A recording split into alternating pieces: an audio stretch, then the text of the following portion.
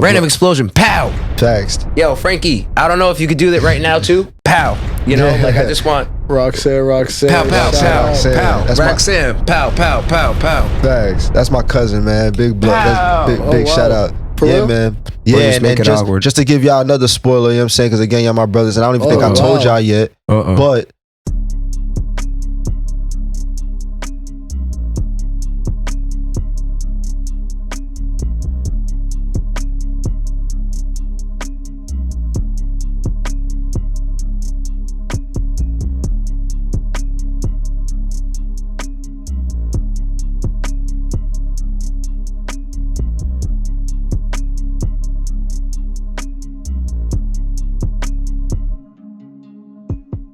Well, we can start with your roots. So, like, where you coming from? well, right now I'm coming from, the 845. Shout out to everybody in 845, Newburgh, Middletown, Poughkeepsie, Beacon. You know what I'm saying? I got homies all over. I reside closer to Newburgh though. You know what I'm saying? Got a lot more love in Newburgh. So that's where I'm coming from right now. All right, copy.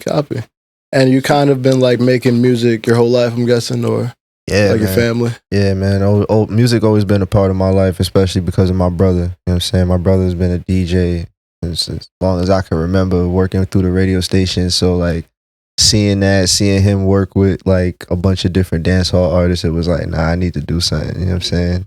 And it was like he made your first song with you, or No, you kind of branched off and did this on your I kind of did it on my own. Crazy thing is, like, not my brother, but my one of my cousins, my older cousins, was trying to do the rap thing. He kind of was like in the same situation as my brother, but in Florida, working through the radio station and started recording, getting the studio time and recording.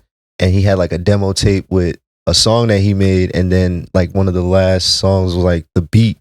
So I used that beat and wrote like my first actual like 16 hook, 16. Like once I understood that, and at this time I'm like, I don't know how old I was, but I was definitely in about like 5th grade, I would say.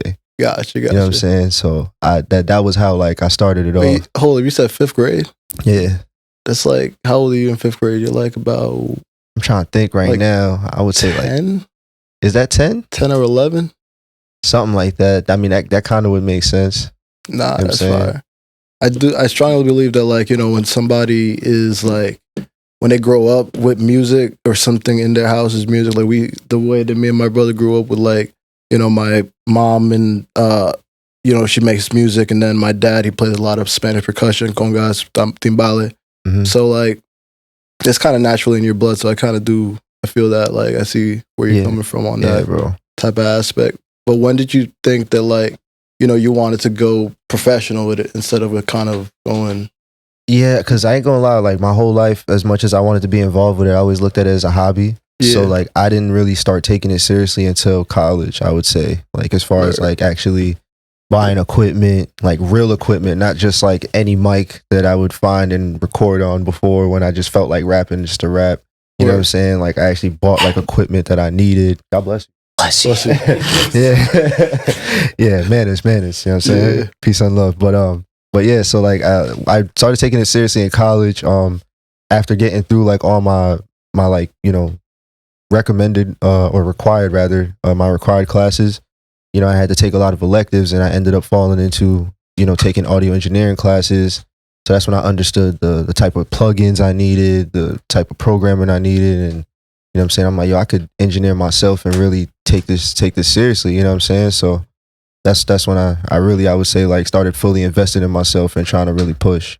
And like your sound, like, how did you find that? Like, I know, like, from personal experience, like, I know you could attest, like, kind of like starting out, you're not the same person music wise as you are when you like kind of exit, or you are where you are in the present moment.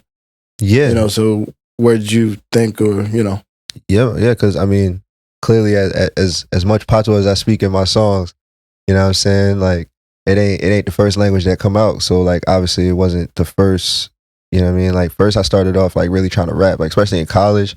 Like I was on some like trying to have like a J. Cole sound, but like almost like Kendrick Lamar, like fast type flows, you know what I'm saying? Like I was really trying to like push that type of musical narrative. But, you know, the more I was doing that, I think I got a little bit creative at one day and like added a little patois to my rap. And I saw like how much interaction like people talked, like was like, yo, like that's hard, like that stands out, you know what I mean? So once I realized that, I was like, okay, maybe I need to do something more with this. And then from there, it just, you know, kept leveling up as the years went on, you know what I'm saying? How about your performing? Like, you've been doing a couple performances now already. I see you popping off. How did it feel like doing your first one compared to the one that you're doing now? Well, let me tell you something. My first one was exactly that same song I told you, my first song that I actually wrote. That was for a talent show in my elementary school. And boy, when I tell you I was nervous and anxious and excited, like all those emotions at the same time, it was a good thing that we had rehearsal. And probably one of the first times I realized like how important it is to rehearse, because, you know, you want to get down pack what you want to say and all of that, but also to, you know, understand what you're about to approach. You know what I'm saying? It's almost like preparing for battle. You know what I mean? Big fact. So yeah, my first performance was 5th grade. You know, did my thing, but, you know, it was a nervous wreck, of course, but I still pushed through it and everybody loved it. But I didn't really start getting more performances, like real performances, until like recently. I would say up until, I would say maybe like 2-3 years ago.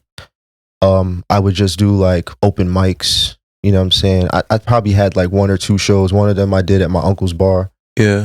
Shout out to my Uncle Brian. You know, I had a showcase there with a few other artists from the 914, you know what I'm saying? Because Yonkers, like I said, was originally where I'm from. And, you know, yeah, that was a dope experience. But as of recently, I've been really kicking it off with everybody in the 845. Just naturally too, you know, because, you know, big ups to everybody at Neighbors, you know, all my homies, Stan and them, Yeah. GM, Prez, you know, but really with Stan, you know, us, you know, being the studio, the service that people need, and not only just mixing and engineering people's songs, but, you know what I'm saying, like really giving them the criticism that they need to hear to be better if this is really what they want to do, you know what I'm saying? So with that, I built so many great connections, you know what I'm saying? Most of the artists that I've worked with, you know, it's like I met another brother, you know what I'm saying? Because we on the same level, we really taking it seriously, you know what I mean? And that's what I appreciate the most about being at the studio, I think, is meeting other artists. So really through that is how I fell into more opportunities with getting more shows. And then I just been going up, just, you know what I'm saying, trying to make it a party every time. And the more and more I'm doing that, you know what I'm saying? Like that's when people starting to see me really do the thing, and they like, yo, nah, we need you for this show. And, you know, now it's to the point where if I get invited for a showcase, I'm headlining that, you know what I'm saying? Like, and not headlining, maybe like not every time I'm the very last person, but I'm always like at least the third to second last. And I'm not even saying it on no braggadocious shit. Like, I'm just saying like in terms of like how I've been leveling up, and I appreciate the hell out of that. You know what I'm saying? I'm definitely grateful. No, big ups, bro. Big ups. What was your craziest show that you kind of performed at? My craziest show that I've probably done, it's between 2. And it's crazy because both moments was like, I saw how much love really came out to show love for me. You know what I'm saying? And we show love for each other overall, but to know that I had that much love, it was when I did my first show at QB Ball in Middletown. Had a lot of love, you know what I'm saying? You could even see the footage on my IG, you know what I'm saying? And, you know, a lot of my homies that I built the connections through the studio actually didn't get the chance to see me perform. So it's like the second I stepped on the mic and said, you know what I'm saying? They're like, whoa, they're like, hold on, this the same Clay that be engineering at the studio? Like, he really do this? Like, that's crazy. So you know what I'm saying? Like, we really just been going crazy off of that. But anyway, then my other moment where I would say was a dope moment was when not only did I have all my homies and the support that always shows me love whenever I have a show in the area, but I had people that literally I was just having good conversation with outside.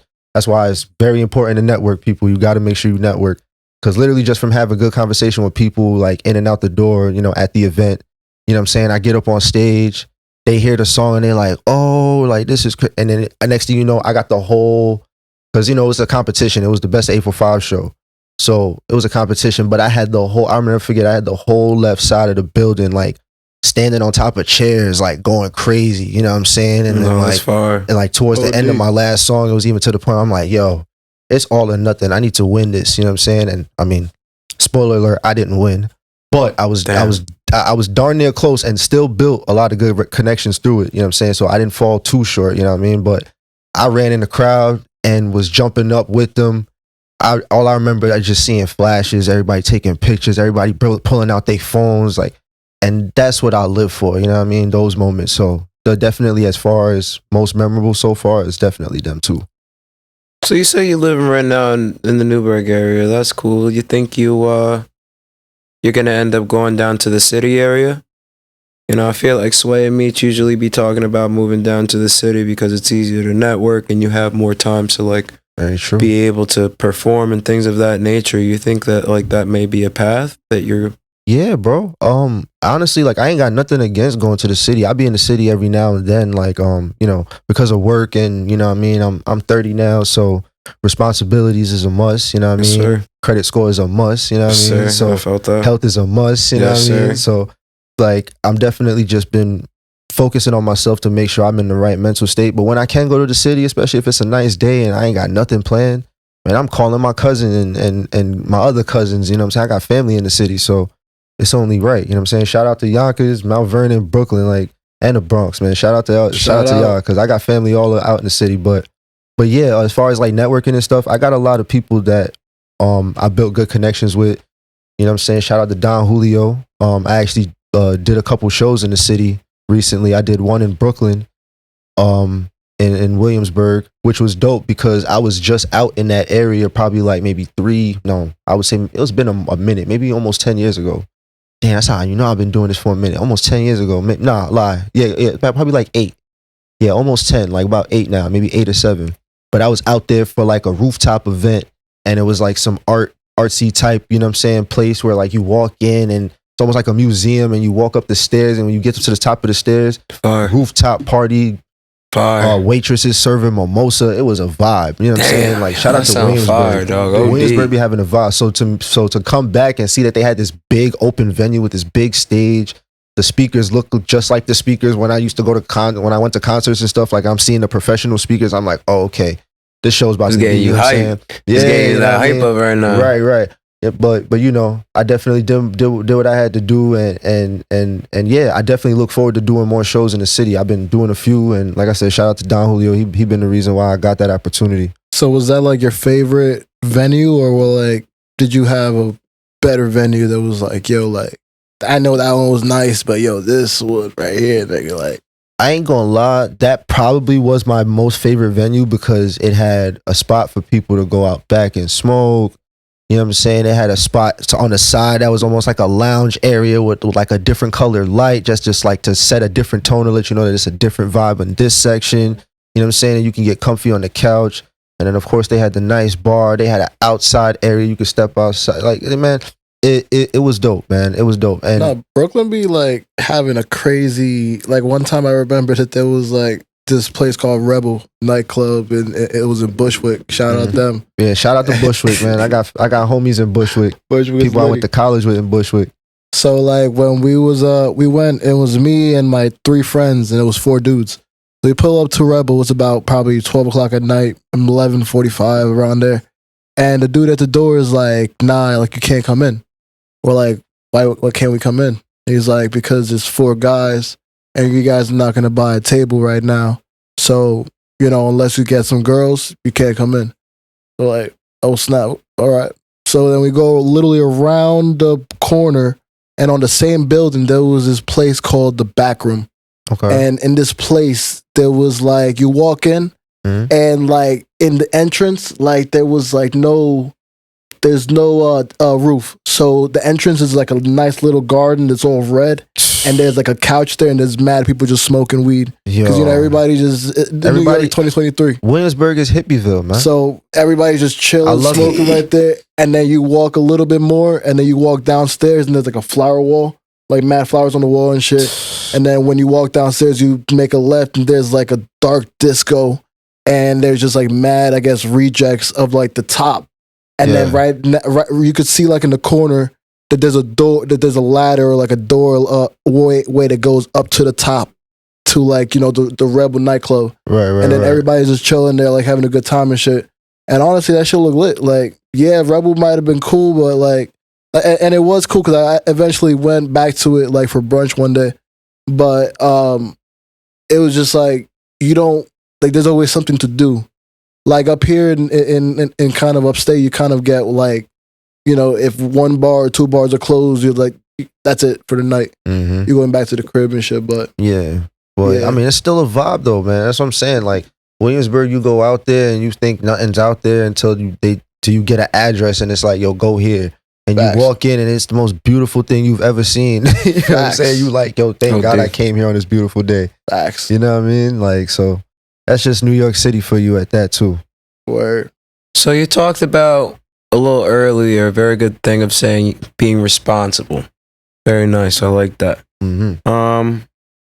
What are your future plans, man? Like, what do you feel like you're gonna end up doing? Where do you want to go? What do you want to end up doing? At least like a starter or something of that nature. What you feel, man? Like in terms of like musically or after music?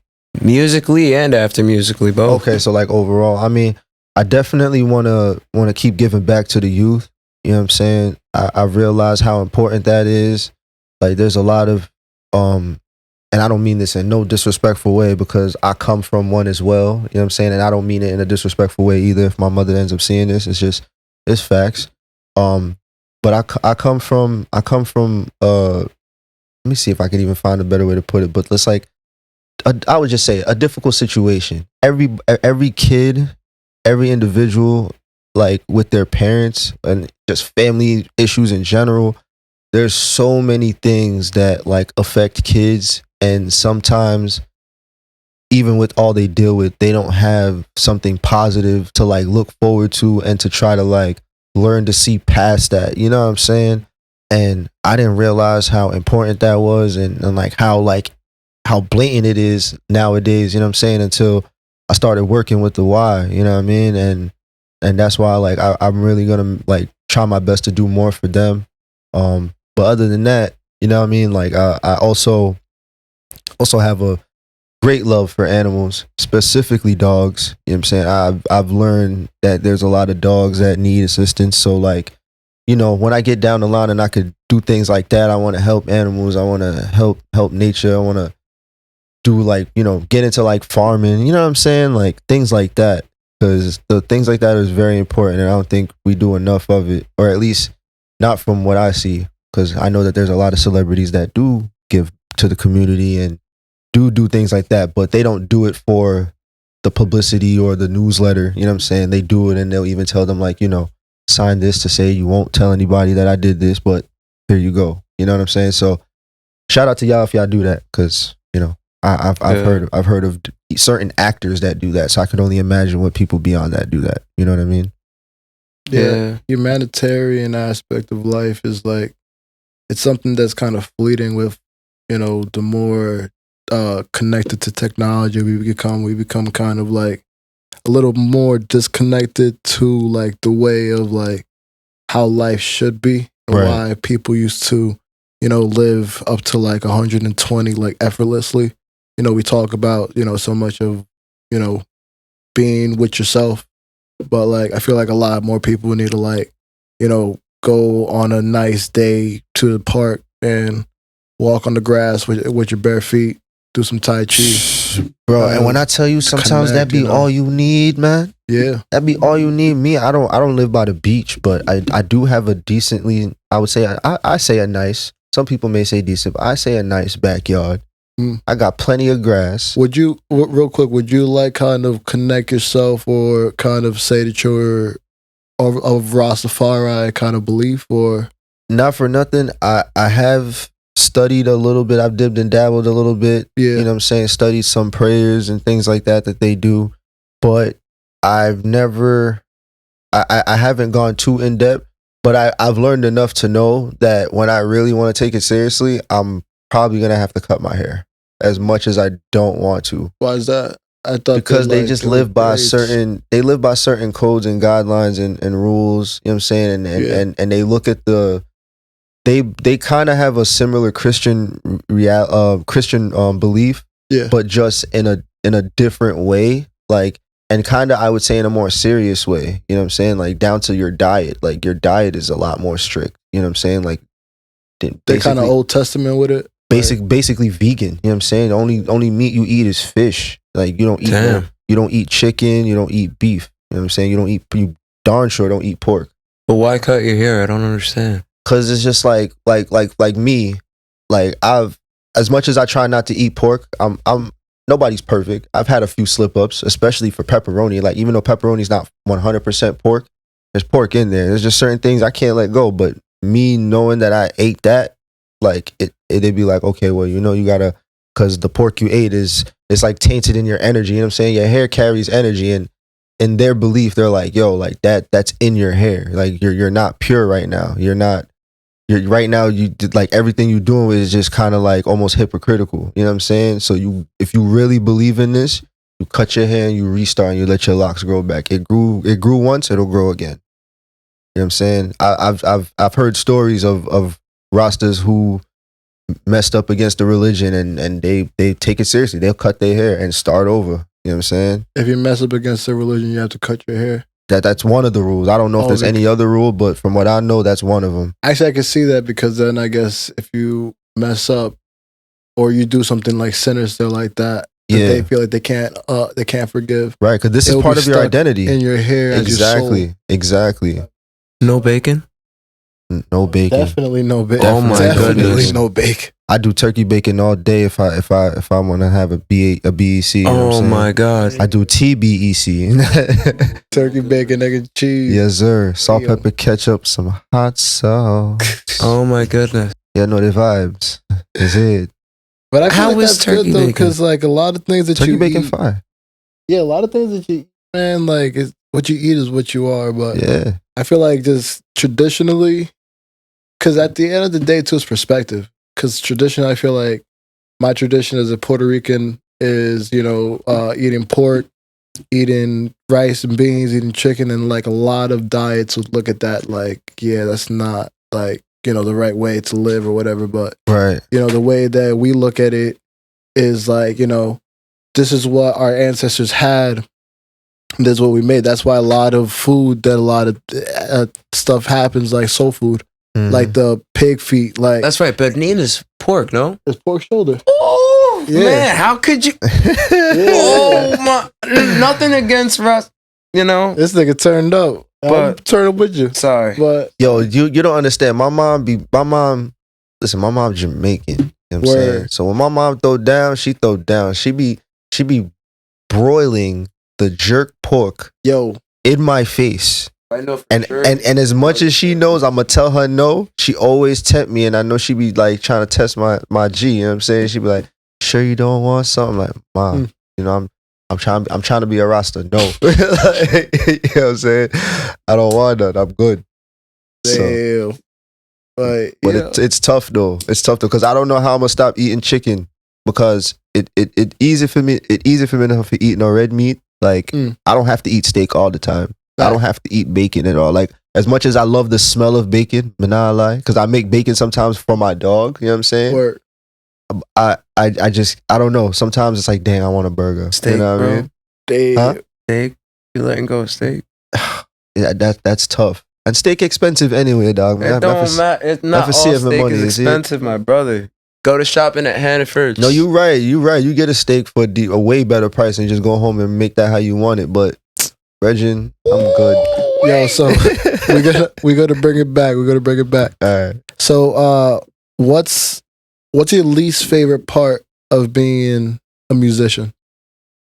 Wow, what a good question. My least favorite part about being a musician is that I feel like music and specifically hip hop is tainted with a lot of people who think, hey, this guy just said something and he got 1 million views. Like, Yeah. let me go do that and see if I could.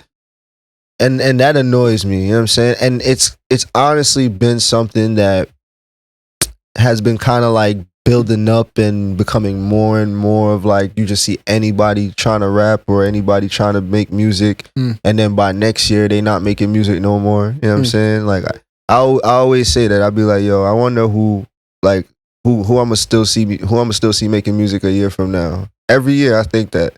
And I ain't gonna lie, like I met a lot of good people that really, you know what I'm saying, that really still do this, but I know a lot more people that like I've seen them pull up to the stool, you know what I'm saying, for a session, you know what I'm saying, they book through us or whatever. And to this day, I don't even see them at an event supporting somebody else. You know what I'm saying? True. So that just goes to show you definitely are the company you keep, you know what I mean? But yeah, my least favorite part about the whole thing is definitely just how tainted it is with just everybody thinking it's easy when you really have to be about this. You know what I'm saying? Yeah. You have to invest and not invest, go give somebody else some money. Like, you know what I'm saying? You need to know how to put 10,000 hours to master a craft. 10,000 hours and damn near $10,000 towards yourself. Buy some equipment or get yourself right with some songs that you got prepared and book your studio time so you can go in there and just lay it down, no problem, and don't waste no time. You know what I'm saying? That's the one thing that bothered me too, is when people want to book a 2-hour session and then they only get one song done because they was writing a song in the studio, and then they get mad that they only got to make one song. Brother, that's not my fault. Yeah. And it takes making a song is a process. It's not just like, you come through and you lay it down, because then sometimes you just have a breakthrough and you want to do something different. So it's kind of like a lot of people don't understand that, like, you're making some art, unless you're like got a ghostwriter, you got somebody with the cadence, the beat producer, and all you got to do is show up and say something. Right. It's going to take a long more time. Right. But so we got time for one more question. So do you have anything you want to ask? In your mind? Nah, if you want to be real, all my questions is wild random. It's cool. You could be random. Go ahead, bro. I don't mind. It's the last question. I want y'all to get as personable as possible. This is my first on-screen interview. What we're gonna do is we're gonna talk about your mixtape that's coming up. What's going on with that? Said we were coming back to that, boy. We're back at it. Okay, let me grab my cup. I'm mad I don't have a split roll, but we've been chiefing for a minute. You know what I'm saying? OD, I'm not gonna cap. We've been chiefing for a minute. I'm a little schmiz. The EP coming up, man. This is the first official announcement. You heard it here first. You know what I'm saying? Bubbling. On bubbling. You know Shit what I'm saying? on fire right now. Listen. It's hot in here. It's gonna be a party invite for everybody, you see me? And that's the name of my new EP that's coming out soon.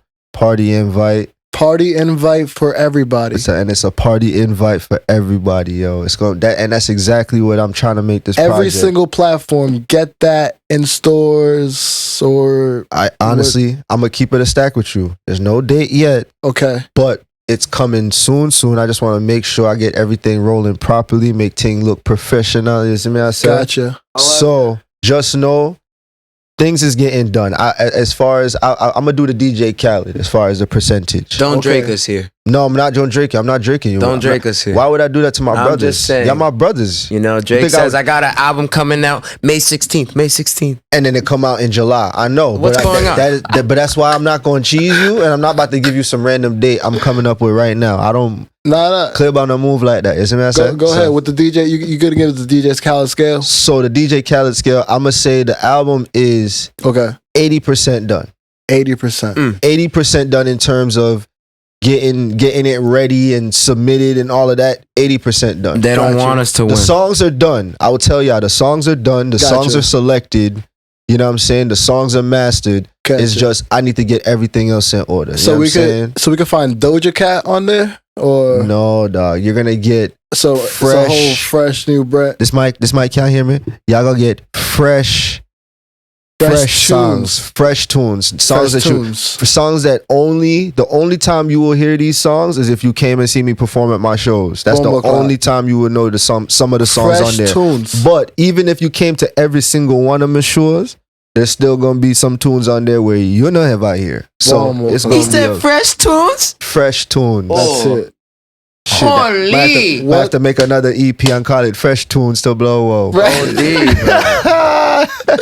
With that. Okay, so what was it kind of, I guess like a little bonus question we got. What was it kind of inspired by, like your EP? And like I want to, I'll say before the end of the year we could kind of expect it. Before the end of the year, are you thinking? Oh yeah, I'm definitely thinking like it's gonna be out this summer. Okay, so it's coming. It's coming. Like vibes. I ain't gonna hold you. I'm gonna keep it a stack with you because y'all my brothers. I'm gonna be honest on here. You know what I'm saying? I've been honest all evening.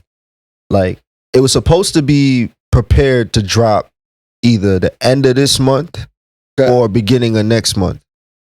But that ain't realistic. So that's as much as I'm gonna say. So it's just gonna be a little bit behind, a little bit after that. You know what I'm saying? It could be the end of next month. It could be the beginning of July. You know what I'm saying? I could really set it off with that, like smack dab in the middle. But I don't know. I'm just trying to get things lined up. I got a few more people I need to talk to. But it's definitely in the works and it's gonna come soon because the project done. I just need to get everything else in order. You know, all platforms. Well, you heard it here all first. Platforms. Before August, he's gonna grace our ears. And you actually do have Fresh already tunes. a couple YouTube videos, no? Yeah. I got a couple of them. I did one on what was it? DJ Drewski. Okay. But that was a minute ago. I think that was like the first one I got. When I got DJ Drewski to play my tune and they was rocking with it, you know what I'm saying? And then after that, I got one with B-Box Radio and I did an interview with them as well. I did an on-radio interview as well. Shout out to Roxanne. You know what I'm saying? That's my Random explosion. Pow! text. Yo, Frankie, I don't know if you could do that right now too. Pow! You know, like I just want Roxanne. pow, pow, pow, Roxanne. pow. That's my- Roxanne, pow, pow, pow, pow. Thanks. That's my cousin, man. Big blood. That's big, Oh, big wow. shout out. For Yeah, real? man. Or Yeah, just and make then it awkward. just to give y'all another spoiler, you know what I'm saying? Because again, y'all my brothers, and I don't even think I Oh, told wow. y'all yet. But Roxanne, and B-Box Radio, I believe, Ooh. she's doing it through her radio station. Ooh. They're gonna be hosting a showcase under the Brooklyn Bridge. Oh.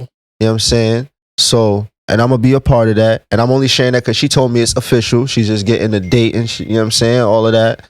But I'm definitely gonna be part of that. So I told you, city shows is coming, man. Flying explosion. Pow, pow, pow. That's what I'm talking about, bro. Yeah, man. No So, cap, that shit fire.